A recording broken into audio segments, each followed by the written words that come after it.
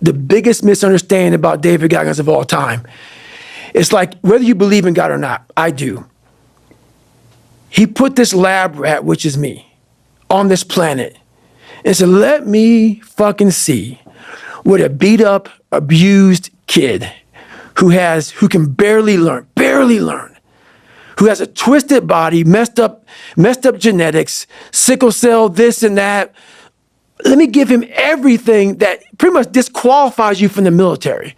But back then, it wasn't estrus. And let's put him in this and see what comes out of it. So to do that, friction. You don't wake up in the morning time and go to the coffee maker. Matter of fact, sometimes you don't even sleep.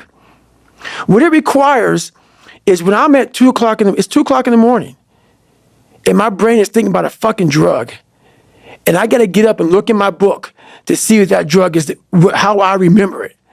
And this is every day of my fucking life. That's why when I train a fighter or I train someone, I'm like, you have no fucking idea how great you really are.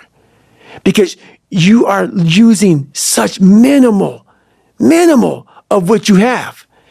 And if people can learn to focus, this is what's possible. David Goggins, in 10 minutes, analyzed by a psychology student.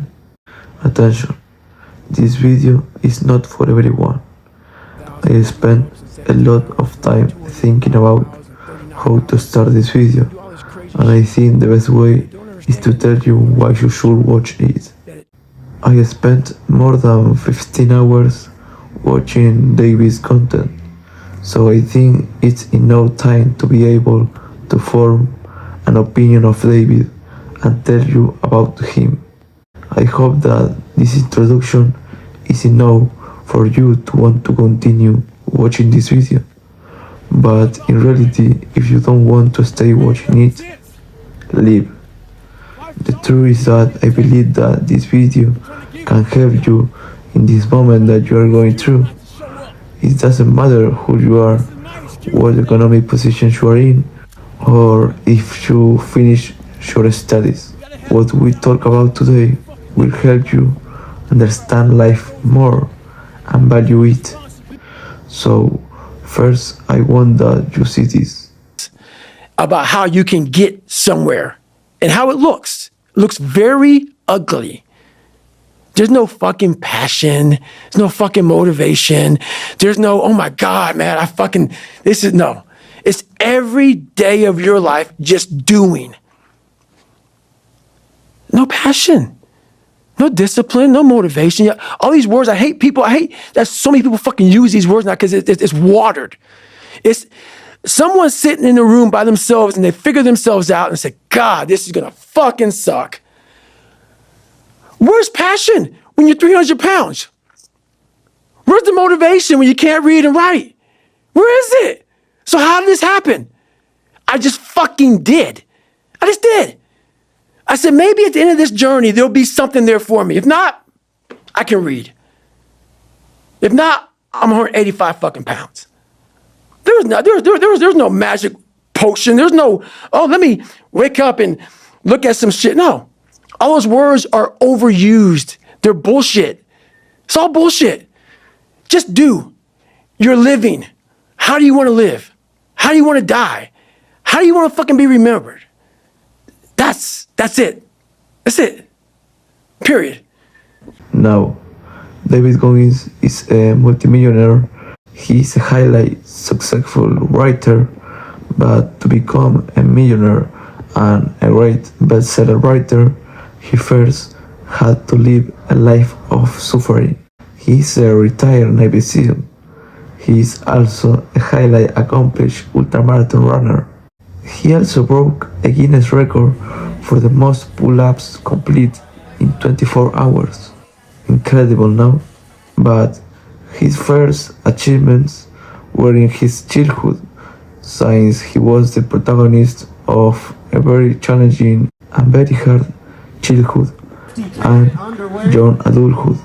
He survived an abusive home and abusive school environment, and also suffered from ADHD, which put him several steps behind his peers.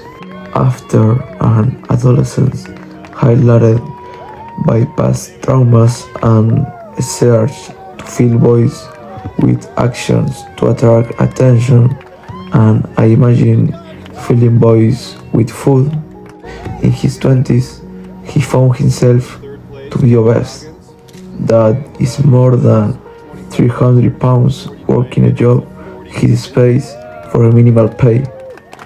And at that moment, it was where he decided to look his inner demons in the face and tell them that he was not afraid of them.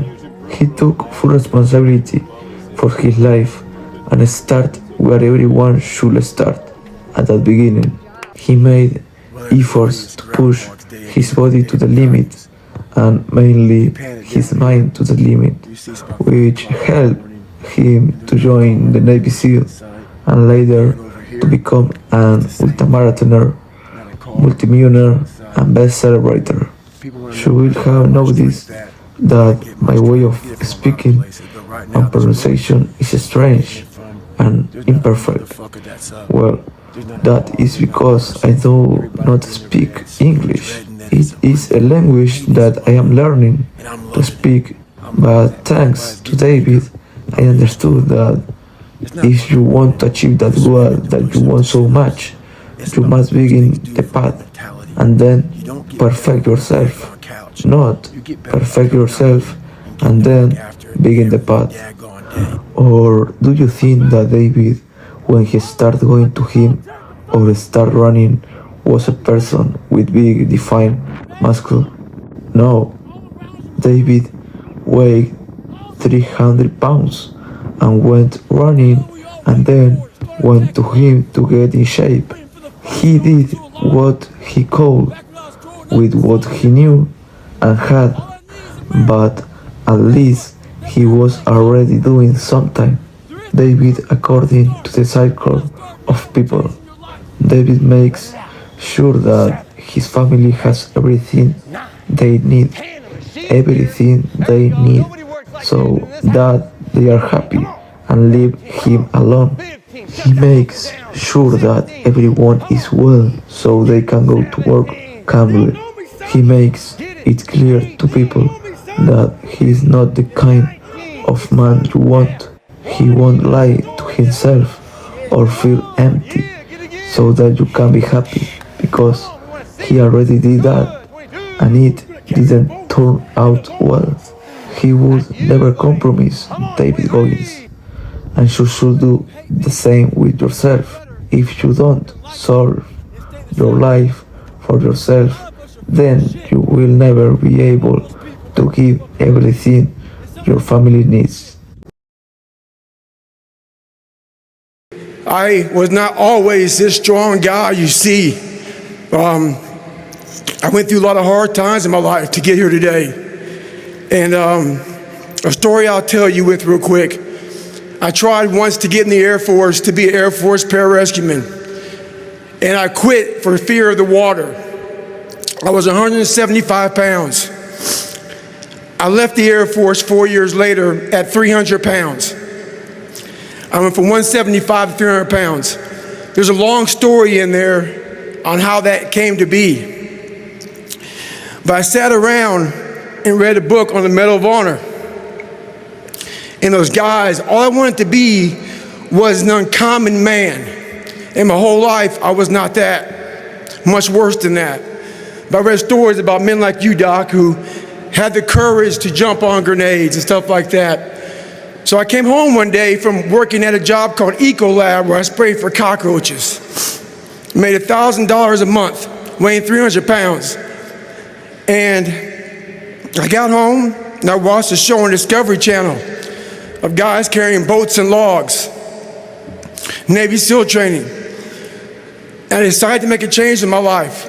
And I called the recruiter up and he asked me these questions. He had to meet a certain age, like a certain height and weight limit.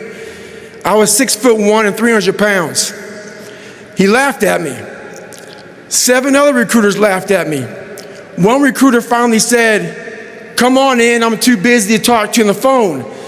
He didn't know how much I weighed. I walked in the recruiter's office and he looked at me and he said, "You're fat and you're black." I said, "I want to be a Navy SEAL." I didn't know there had only been 35 African American Navy SEALs at that time in over 70 years. He said I basically had to lose 106 pounds in less than 3 months because of my age. I was getting too old. I came back 3 months later, 106 pounds lighter. Thank you.